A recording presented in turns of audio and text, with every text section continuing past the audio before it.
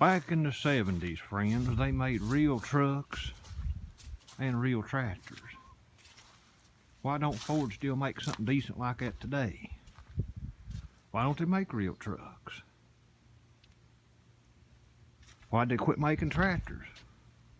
They lost a lot of money.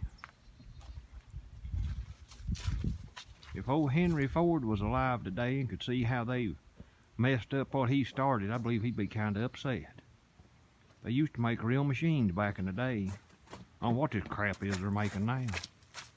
Ain't that right, Harry?